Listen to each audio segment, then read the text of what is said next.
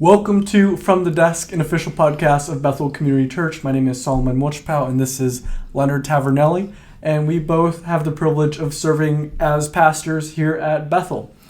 Thanks for being on the podcast today. Yeah, I'm glad to be here, and glad that you're back with us after going with the youth. Oh, yeah. It was a fun trip. Yeah, thank God that he answered our prayers for a safe trip. Yeah. Well, this is a podcast where we talk about some of the things that didn't get to come out during our Sunday gathering because we can't even, no matter how long the sermon is on a Sunday, the pastor still did not say everything. That's right. So you preached Ephesians 6, 5 through 9. 5 through 9 this Sunday. And we talked about work, or you talked about work.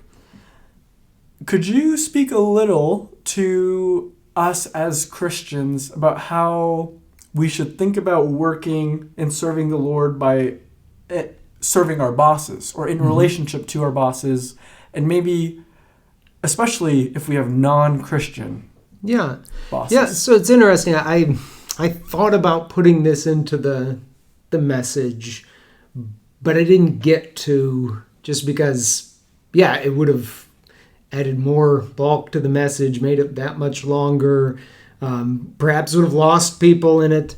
But I thought about, the Bible does address quite specifically, if your boss or if your master is whether he's a Christian or non-Christian, what you're supposed to do. And so in 1 Timothy 6, it addresses if your master was a Christian. So this would apply certainly if your boss, your employer is a Christian. Paul says to Timothy, 1 Timothy 6, verses 1 and 2, let all who are under a yoke as bondservants or as slaves regard your own masters as worthy of all honor, so that the name of God and the teaching may not be reviled. So this had to do with the witness of the church. Then he says, those who have believing masters must not be disrespectful on the ground that they're brothers. Rather, they must serve all the better, since those who benefit by their good service are believers and beloved. And so here Paul is giving specific instructions. So if you're a Christian, you have a believing boss, a believing employer, this is a great place to look, 1 Timothy 6, 1 and 2, and to say, okay, I'm going to serve that much better, that much more in love, because I know that the person who's benefiting is a believer. And so I want to care for my brother or sister in Christ in this way.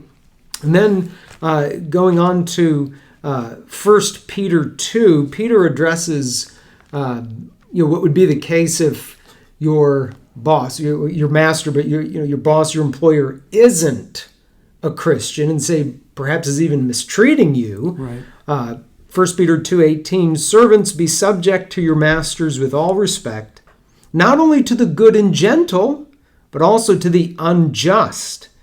So notice he says that even if you're being mistreated, that doesn't give you excuse to not do your work as unto the Lord. He says, for this is a gracious thing when mindful of God, one endures sorrows while suffering unjustly. For what credit is it if, when you sin, you are beaten for it, you endure? But if when you do good and suffer for it, you endure, this is a gracious thing in the sight of God. For to this you have been called. And then he goes on to tie it to the gospel, because Christ also suffered for you, leaving you an example so that you might follow in his steps. And so he says Jesus was mistreated too, so you're not alone. And because Christ died for us, we're his people, this transforms how we now live. We're representing Christ in the world, whether our boss is a believer or an unbeliever. Right. And I think, these are important points. First, the way he talks about if you have a believing boss, I think 1 Timothy is what it was? Yeah, 1 Timothy. Paul is flipping, I think, on its head this concept that I think a lot of Christians have, that if you're, this isn't the same context, but I think it reflects the mentality. If you are going to one of your Christian brothers or sisters and you're hiring them to do a job, or you're going and using their services, you expect them to cut you a deal because, I'm a Christian. Not necessarily. I mean, sometimes they may do it just out of the kindness of their heart. Right. But actually, to reflect kind of the heart of what he's saying is, no, because they're a believer, work harder. Right. Or like you should seek to, on the flip side, if you're hiring or you're using their services no, you should pay them. And as a Christian, maybe you should even want to pay them more than what they're normally worth. Mm-hmm. But as a worker, you should want to work even more because they're your brother. Mm-hmm. So I think that's an important point because it flips, I think, a lot of times how Christians want to interact and cut a deal for themselves. Right. But I think the other point of, okay, how do I work for a non-Christian boss who might even be somewhat abusive to me or mean to me? Mm-hmm. I think that's a really important point also to think about. One of the passages that came to my mind as you were talking was also Colossians 3 of verse 22, where bondservants obey in everything those who are your earthly masters, not by way of eye service as people pleasers, but with the sincerity of heart fearing the Lord, and then not doing your work as for men, but unto the Lord. And I think that's a helpful point and to think about when we're working for our non-Christian bosses and they're not honoring the Lord, we still should work hard. Yes. Because we're not working for them. Right. Exactly. So then what do you do, Pastor Leonard, if someone in our congregation comes to you or if we come to you and we're like, are we just supposed to endure? If we have a bad job situation, a bad boss as a Christian, is it just God's will for me to stay in my job and persevere until it's time to retire? Or how do we think about that? Yeah, so as long as you are at that job, you do your best. However, as I mentioned at the start of the sermon, we cannot completely equate what Paul says to masters and slaves to employers and employees today. You can always quit your job today. You may not be able to get a job that pays as much or a job that gives you all the benefits that one does, but you can always quit and go to another place of employment, or at least look for one.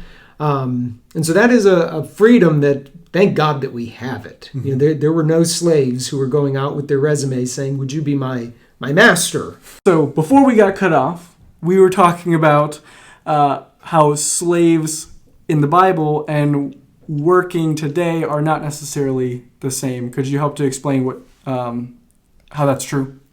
Yeah, so they're again, somebody who is working today can always quit their job and go look for another. Slaves couldn't do that. Today, God gives us that freedom, at least in America. And we should be thankful for that freedom. But you can go look for another job. God isn't telling you, hey, you've got to stay there in that job and just endure. No, if they're mistreating you, thank God that you can go look for another job. But as long as you're there, do your best serving there.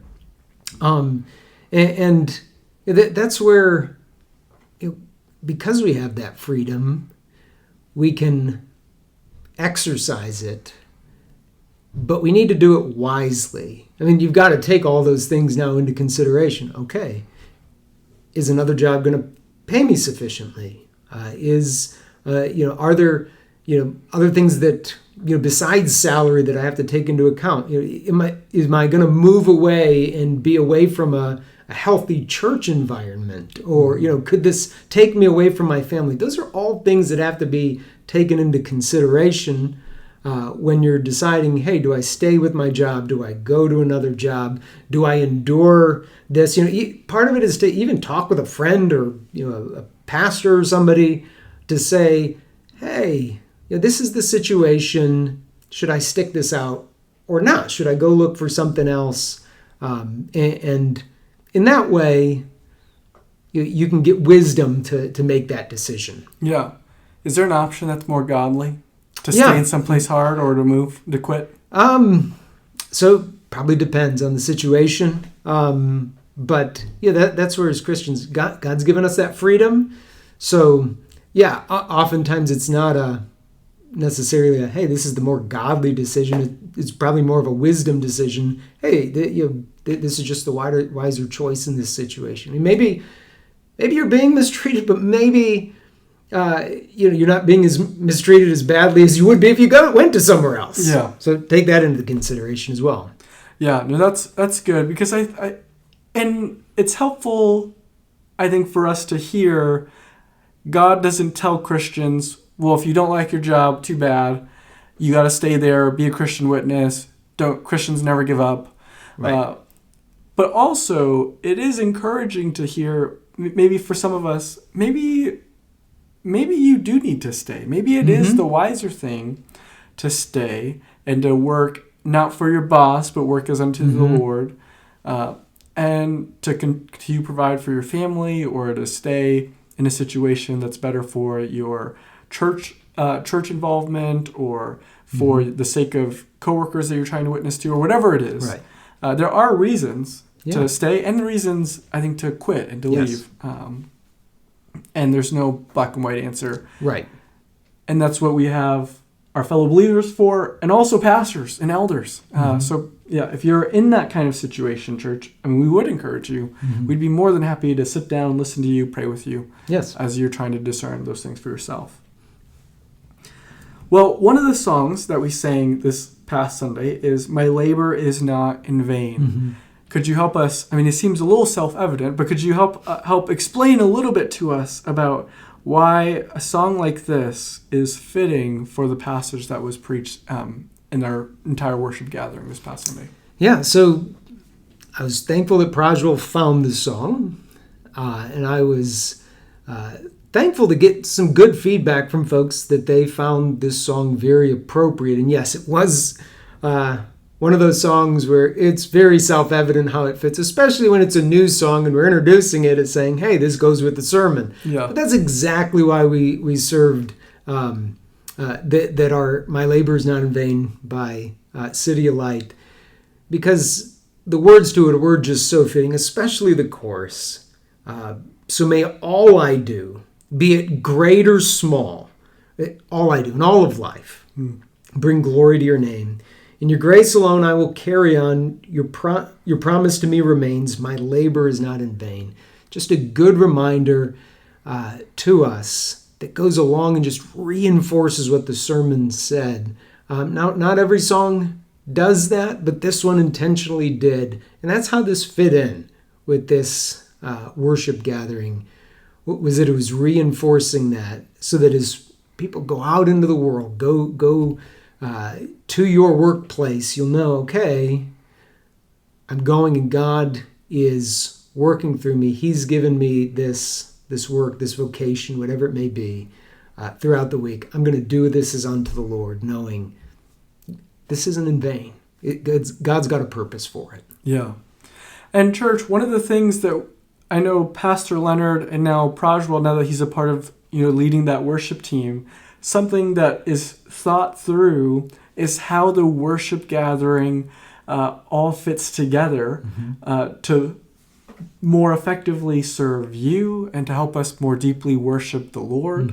And so we would encourage you to pay attention to all of the aspects of our worship gathering, that you might be able to put some of those pieces together and watch how it stirs deeper affection and love in your heart for Jesus. That's the hope. Yes. So, speaking of that, we are so grateful that you joined us on this episode on From the Desk, and we hope to see you this next Sunday. God bless.